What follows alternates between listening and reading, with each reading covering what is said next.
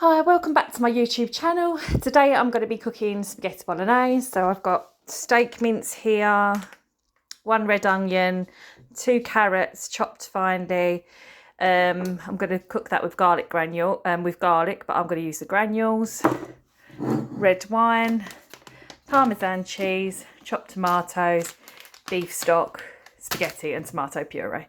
Okay. So I've just started frying the carrots and the onions. I'm going to probably leave these for about 3 minutes on a medium-high heat.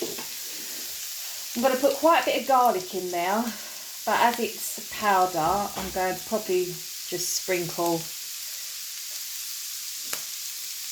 quite a lot on there. Just stir that through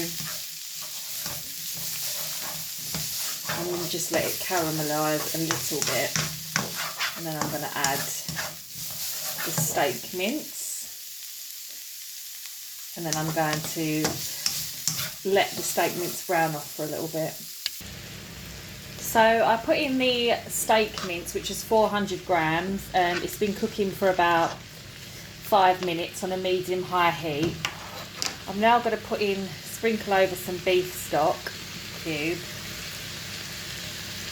Obviously, make sure you wash your hands and that before you do this.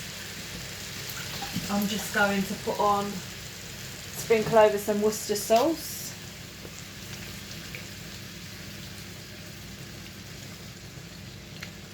Stir this through, maybe even put a little bit more garlic in there.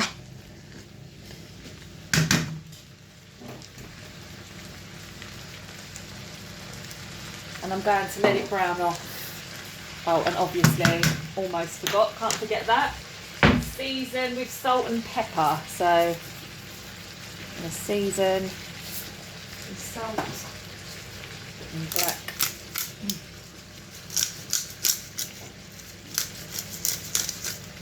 black pepper.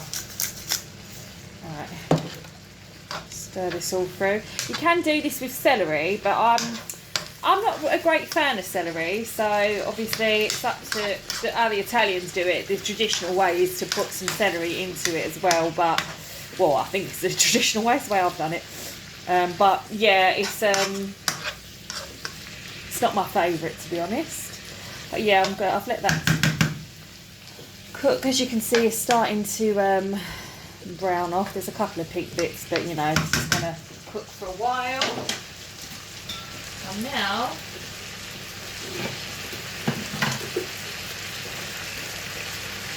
I'm going to add in the tinned chopped tomatoes. And obviously, if you have a little bit at the bottom of the can, or like tomato around the side, I like to fill it up a little bit with water and then pour it in. I don't know if I'm the only person that likes to do that, but there you go. Just going to mix that. And then I'm going to pour in, I might actually let it cook first of all, put a lid on it. I'll put a lid on this and then put it on a medium heat and let it cook for about, on quite a low heat actually. And I'm going to let that cook for about half an hour. And then halfway through, 15 minutes through, I'm going to add in half a cup of red wine. So I don't know if you know how to do, I mean it's not rocket science how to do spaghetti, but my friend literally showed me a way, because I used to always snap my spaghetti up. But she said, knowing me, it won't work because I'm trying to twist it. There we go, like this.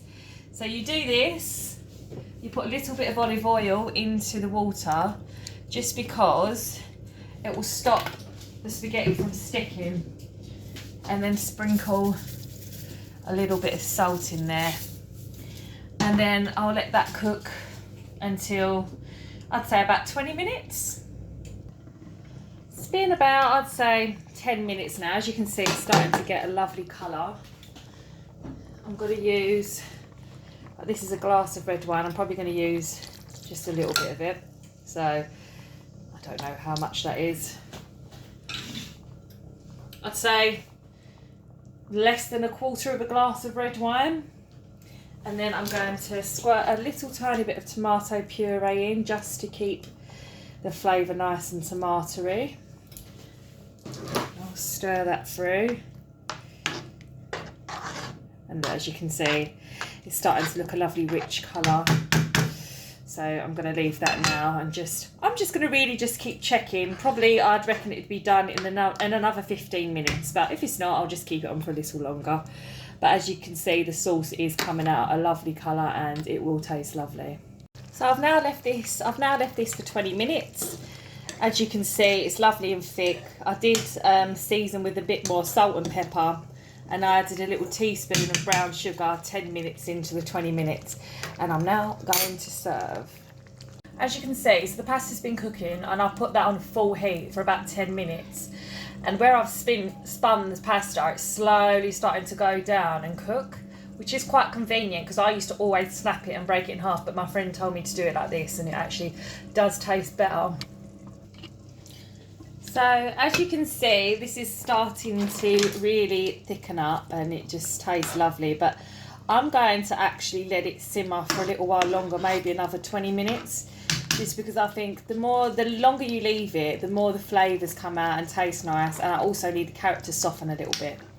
So I'm just going to leave that and I'll be back in about 20 minutes, maybe 15. I'm always wrong with my times, but I just judge by the eye. And I think as long as you can see that it's thick and you can taste test it as well, then, you know, it's just how you prefer things.